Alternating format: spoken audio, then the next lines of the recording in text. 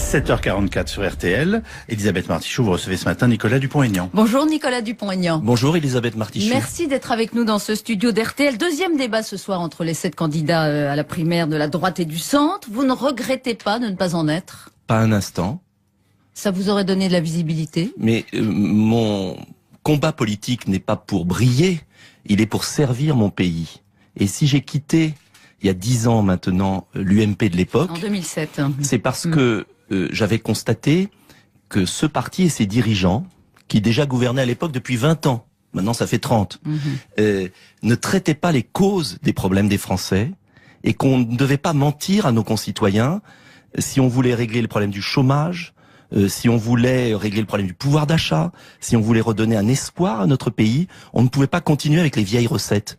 Et donc je vais pas changer d'avis, c'est même pire. Alors vos recettes, on va en parler dans un instant, mais comment vous analysez le succès d'Alain Juppé dans les sondages à moins de 3 semaines? Écoutez, les sondages, je m'en méfie beaucoup. Moi, je me souviens qu'Alain Juppé était ministre du budget quand j'étais étudiant en 1986. C'est aimable. Je me souviens que Nicolas Sarkozy était ministre du budget en 93 quand j'ai commencé à travailler. Et je pose une simple question aux Français. Est-ce que le bilan de 30 ans de politique d'une certaine droite et d'une certaine gauche, messieurs Hollande, Fabius, Ségolène Royal, Sapin qui était ministre en 92, est si éclatant pour qu'on continue à souffrir avec eux? Oui, mais vous me répondez non, mais attendez, c'est fondamental. Non, mais on va y revenir justement, parce que c'est fondamental. C'est la question. C'est aussi la question de votre positionnement d'ailleurs par rapport à ça. Mais le succès d'Alain Juppé dans cette France. Je pense qu'Alain Juppé rassure peut-être. Sans doute. Rassure peut-être. Mais la vraie question, c'est pas l'image. Ça fait 20 ans depuis que je suis entré en politique. Ah ben, j'aimerais que la politique ne soit pas de l'image. Non mais Alain Juppé, ça n'est que de l'image. Parce qu'il n'y a pas de changement de politique. Je vais vous donner 2-3 exemples. Alain Juppé dit il faut contrôler l'immigration, mais il veut pas contrôler nos frontières, c'est lui qui les a fait disparaître.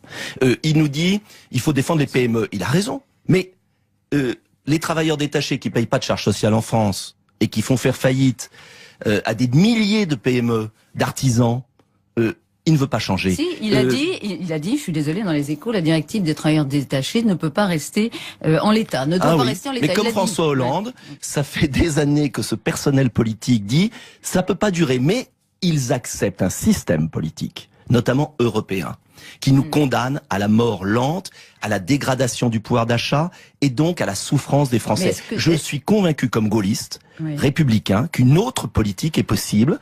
Je défends cette autre politique. J'ai rompu avec ces personnes, non pas par manque de respect des personnes, mais parce que j'ai une autre politique à proposer aux Français. Vous dites tout que simplement. La France, et ça je crois pas me tromper, que la France s'est radicalisée. Ça fait effectivement longtemps que vous le dites. Alors le succès, encore une fois, sera ma dernière question, mais vous n'y avez pas répondu.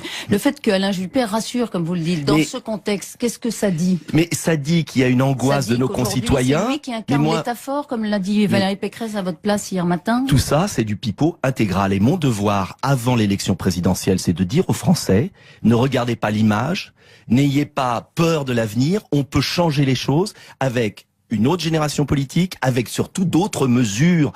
Il faut traiter la cause des problèmes. Et c'est pourquoi je suis candidat. C'est pas pour briller. C'est ça vous donne de l'espace politique s'il l'emporte. Oh bah écoutez, projet contre projet. La vraie primaire commencera au lendemain de la primaire, parce que sur la question européenne, sur la question des frontières, sur la question de l'immigration, sur la question de l'économie, sur la question de la vision à long terme du pays, on a un décalage complet. Vous faites différent, vous ne répondez pas aux questions. Ben si, je réponds totalement aux questions. Ça vous donne de l'espace, vous qui êtes entre le FN et les Républicains.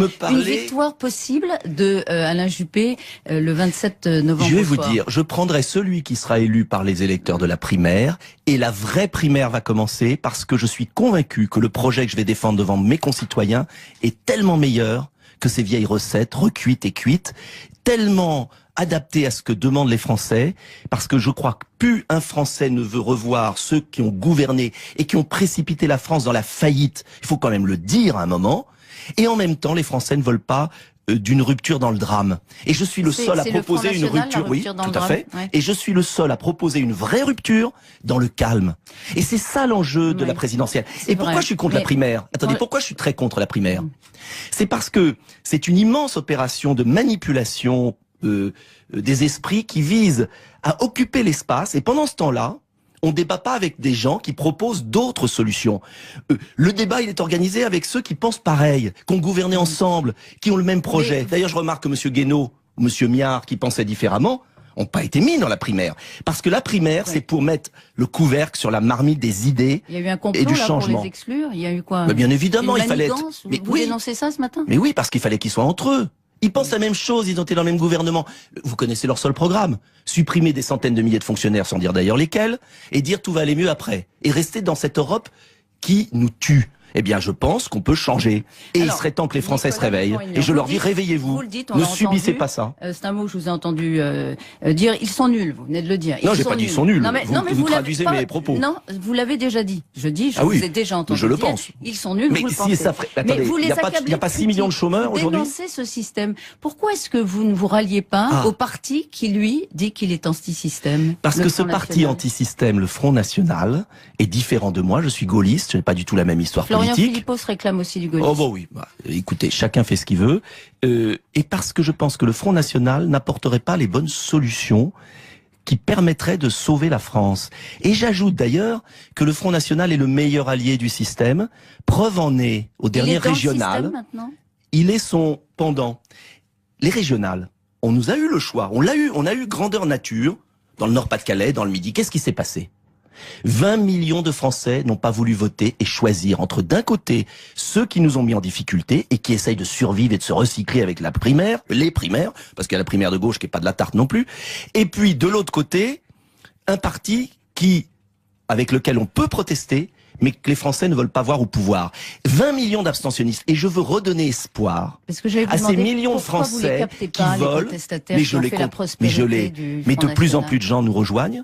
De plus en plus de gens nous rejoignent parce que pour la première fois à cette élection présidentielle, les Français vont avoir la possibilité de voter pour un patriotisme constructif, rassembleur, serein. L'Union des patriotes à laquelle appelle Florian Philippot, vous dites non. Il dit au deuxième tour, si Marine Le Pen est en fait, je vais vous dire, je pense que Florian Philippot commence à s'interroger et à paniquer un peu.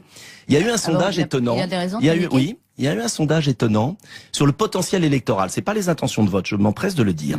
Qui disait qu'il y avait 21% des Français qui pouvaient voter pour moi. Qui n'excluaient pas de voter pour moi. 21%. Moi, qu'on présente toujours à la télévision, le petit candidat qui a fait, vous êtes entre etc. 3 et 7% dans les sondages. Entre 5 et 8. Bon, 3 et 7 et qu'importe. Voilà. Des sondages qui m'ont toujours sous-estimé. 21% des Français dans un sondage IFOP disent on peut voter pour Dupont-Aignan. Faut-il encore qu'on l'entende? Et je vous remercie de m'inviter. Eh ben, il commence à se dire, tiens, est-ce que ce patriotisme sérieux, avec des mesures concrètes, qui ne veut pas tout bouleverser, qui n'a pas les défauts du Front National, et qui est capable de remettre la France debout, qui est capable de donner un espoir aux Français, est-ce que finalement c'est pas une grande concurrence pour le Front National? Et donc ça les inquiète. Et bien moi je dis à tous les Français, n'allez pas obligatoirement dans l'impasse du Front National. Avec moi, on va pouvoir se débarrasser du système dans le calme. C'est pas vous l'impasse, parce que dans le fond vous êtes à la fois dehors et dedans. Mais non, ce qui vous condamne à une certaine impuissance en termes d'efficacité électorale. Pourquoi vous dites ça? Parce que vous êtes tout seul. Mais dans la vie, et très minoritaire. Très minoritaire de quoi? Aux élections régionales. Ça, c'est pas des sondages. J'ai eu autant de voix debout la France que le Front de gauche ou les Verts. C'est pas encore assez, mais c'est déjà un premier socle de 3 millions de Français qui disent aujourd'hui vouloir voter pour nous. Je dis aux Français, vous n'êtes pas obligés d'être dans un piège. Vous n'êtes pas obligés de subir. Vous n'êtes pas obligés de continuer avec ceux qui nous ont mis dans la difficulté. Vous n'êtes pas obligés de partir à l'aventure dans un saut sans parachute avec le Front National. Et justement parce que j'existe et parce qu'on se développe avec des gens raisonnables, on va changer le pays. Alors, on n'est pas condamné à subir. Vous êtes pour le rétablissement des frontières, comme le Front National. Vous l'avez d'ailleurs budgété, 2 milliards d'euros, c'est ça? Et il faut contrôler nos frontières. Combien d'hommes mobilisés? 10 000.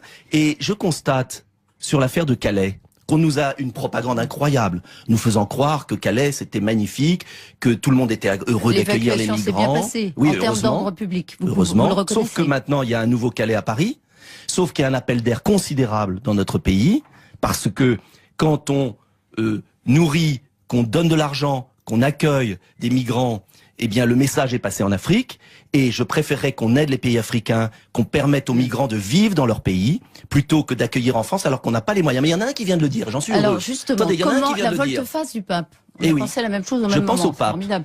Comment vous analysez cette volte-face? Il avait dit, il y a un an, où démocratie, il avait appelé un accueil sans mesure, vraiment, un devoir d'accueil, avait-il dit. Oui. Et effectivement, il y a quelques jours, il a dit attention, démocratie, attention à ne pas en faire trop. Ben c'est exactement ce qui se passe en France. On en fait trop. Ça vous a frappé ce changement de pied du pape? Ça m'a réjoui parce que j'ai été un peu traîné dans la boue quand j'ai dit que la France ne pouvait plus accueillir toute la misère du monde, qu'il fallait développer les pays d'Afrique, qu'il fallait contrôler nos frontières.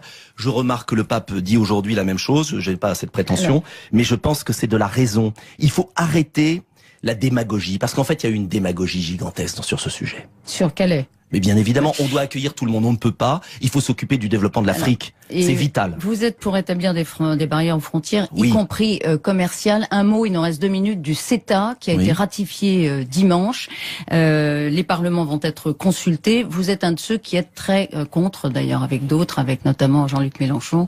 Oui, parce que le Front National. Vous parliez tout à l'heure de la primaire de gauche, de droite, que ce soit les socialistes ou les républicains, ils approuvent ce traité de libre-échange qui va condamner nos agriculteurs, qui va pour la première fois permettre à des multinationales de traduire les États devant des tribunaux. Imaginons ce que cela veut dire. Un nouveau gouvernement arrive par la volonté du peuple. Il veut prendre des mesures sociales ou environnementales. Il sera traduit et astreint des milliards de pénalités. C'est la fin de la démocratie.